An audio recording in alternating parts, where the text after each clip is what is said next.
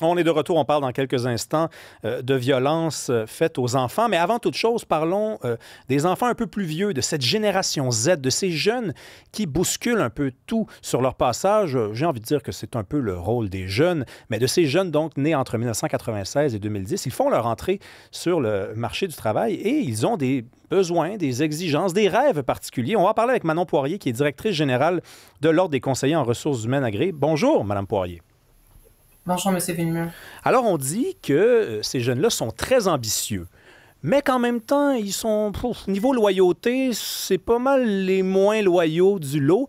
Comment on explique ça, cette espèce de différence-là entre les deux? En fait, ils sont ambitieux, ils veulent rapidement de nouveaux défis, de nouveaux mandats, grandir souvent hiérarchiquement, avoir un salaire qui convient. Donc, et s'ils ne peuvent pas l'avoir au sein de l'organisation où ils sont, ben ils vont aller voir au sein d'une autre organisation. Donc, ils travaillent beaucoup pour leur employabilité. Et donc, si la croissance n'est pas possible au sein de l'organisation qui les embauche, ben bien sûr, ils vont voir là, ce qui se présente ailleurs. Je me trompe ou ils sont pas très patients?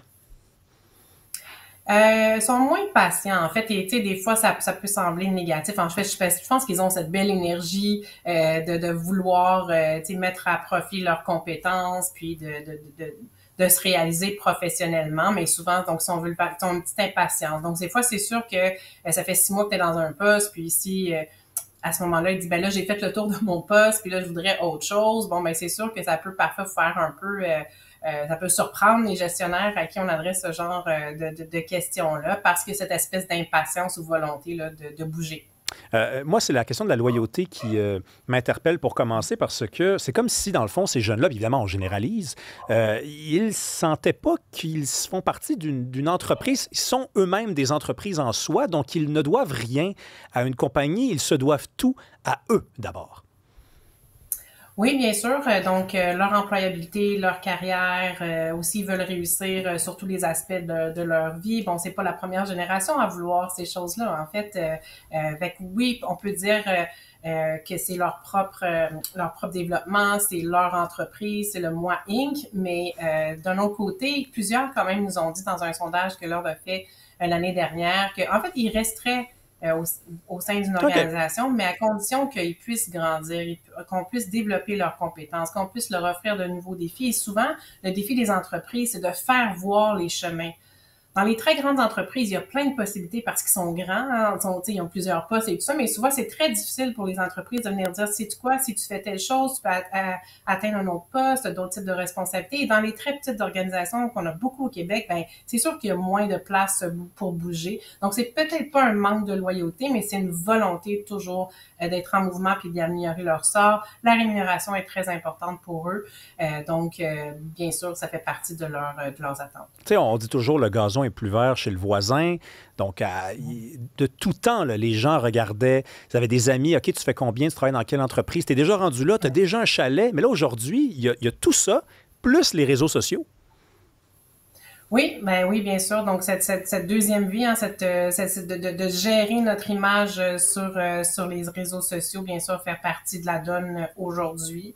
Ça peut vouloir dire parfois des changements, mais je vous dirais que les jeunes sont un petit peu différents dans leur choix aussi vous parliez du chalet. En fait, c'est beaucoup sur le style de vie. Alors, c'est vraiment les médias sociaux et la présence sur les médias sociaux fait que c'est beaucoup plus le style de vie que la propriété ou les gains que peut-être d'autres générations, peut-être la mienne par exemple, mettaient en valeur. On a dit, cet été, moi j'ai lu une étude fascinante qui a été faite aux États-Unis où on a calculé le nombre d'employés qu'avaient désormais les boss, les gestionnaires, les gérants. Et là, il se trouve que les boss n'ont jamais eu autant d'employés à gérer.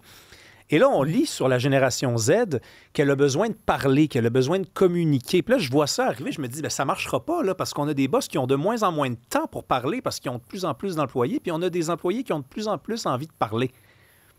Oui, vous avez raison. Donc, c'est un phénomène. Donc, si on effectivement moins de temps alloué à chacun, puis la personnalisation à l'époque et je m'excuse de l'anglicisme, mais il est le one size fits all ne fonctionne plus depuis un certain temps. Donc, il faut personnaliser les politiques, il faut personnaliser les programmes, mais aussi il faut personnaliser notre échange. Donc, ce besoin de rétroaction, d'écoute et tout ça, il le requiert beaucoup. Et bien sûr, le rôle du gestionnaire toutes les recherches, toutes les données nous démontrent à quel point il est vraiment central à la décision de rester au sein d'une organisation. Mais on peut aussi, dans certaines organisations, trouver un soutien et échanger aussi avec nos pairs.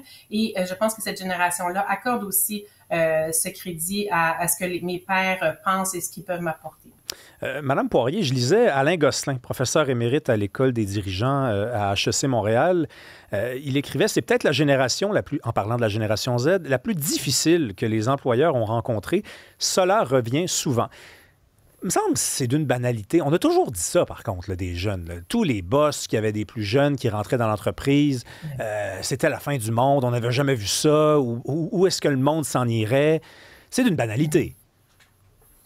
Mais en fait, j'ai énormément de respect pour Alain Gosselin, qui est un des grands là, dans notre Oui, non, évidemment. Secteur. Ça n'a rien à voir avec M. Gosselin. Là. Oui, bien sûr, mais fait que j'accorde beaucoup de crédit à ce qu'il dit, c'est ce que je voulais dire. Toutefois, mais là, c'est une opinion. Je pense qu'effectivement, il y a une espèce de facteur qu'à chaque nouvelle génération, on l'a dit pour les millénarios, probablement qu'ils l'ont dit quand la génération X est arrivée.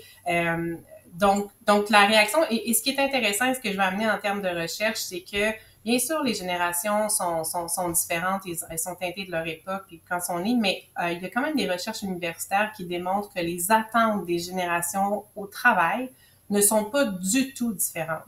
Et quand on y pense, quand on regarde différentes recherches qui sont faites, qu'est-ce qu'ils nous disent? La génération Z veut un bon salaire, des bonnes conditions, veut de la flexibilité dans leur horaire, veulent pouvoir, bien sûr, le fameux travail hybride si c'est possible, veulent développer leurs compétences.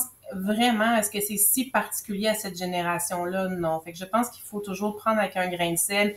Les générations au travail, leurs attentes, elles sont pas si différentes. Et souvent, on impute à la nouvelle génération montante l'évolution de notre société, alors qu'il y a des gens plus vieux qui veulent aussi cette flexibilité, bien sûr, le bon salaire et le développement. Ce qui m'amène à vous parler un petit point. Parce que dans l'article, on a parlé d'intelligence artificielle, puis souvent on dit ben les jeunes ils sont nés avec les technologies, l'intelligence artificielle c'est bon pour eux, donc on se préoccupe moins de leur développement, mais toutes les données nous le démontrent, c'est qu'en fait c'est probablement une des générations qui est le plus inquiète sur le développement de l'IA. Parce que, oui, bien sûr, ils le maîtrisent peut-être de façon générale, mais c'est pas vrai que tout le monde est égal par rapport à ça.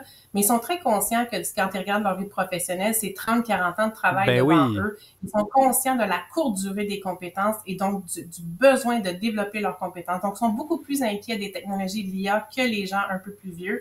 Alors, faut pas les mettre de côté en se disant, ils savent tout puis ils vont tout apprendre. C'est pas vrai. Et il y a beaucoup d'attentes de cette génération-là sur les organisations de développer leurs compétences sur plein de sujets, mais notamment sur l'intelligence artificielle. Oui, puis je veux dire, ils ont, comme vous venez de le dire, ils ont 30-40 ans devant eux. Il y a 5 ans, personne ne savait c'était quoi ChatGPT, à quoi va ressembler le monde dans 5, 6, 7 ans, 8 ans, 9 ans, 10 ans. C'est anxiogène. Je veux qu'on se laisse sur la question de la surcharge de travail. Donc, apparemment, ça les fait fuir. Et moi, c'est peut-être par esprit de solidarité pour cette génération qui est très proche de la mienne. Je suis né en 94, mais je pense qu'ils ont peut-être saisi, enfin, que la vie, c'est pas juste le travail. Oui, mais j'ose dire que toutes les générations, vous savez, certaines générations qui disaient, ça serait la société de loisirs, je pense que c'était celle des baby boomers. Alors vraiment, on se retrouve un peu, mais ce souci-là, je pense qu'on est très conscient présentement de l'impact de la charge de travail, des enjeux de santé psychologique qui sont prévalents dans nos organisations. C'est très inquiétant, toutes générations confondues. Alors, je pense qu'ils ont vu leurs parents, les adultes autour d'eux travailler très fort, avoir cette surcharge-là, pas qu'au travail, mais par rapport à tout ce qui se passe dans nos vies, et font un souhait d'une plus douce balance. On va se le souhaiter collectivement, que ce soit possible, non seulement pour eux, mais pour l'ensemble des travailleurs. Oh, je suis sûr qu'ils vont trouver un moyen de nous surprendre agréablement. Manon Poirier, vous êtes directrice générale de l'Ordre des conseillers en ressources humaines agréées. Merci beaucoup d'être venue nous parler ce soir. Grand plaisir. Au revoir. Au revoir.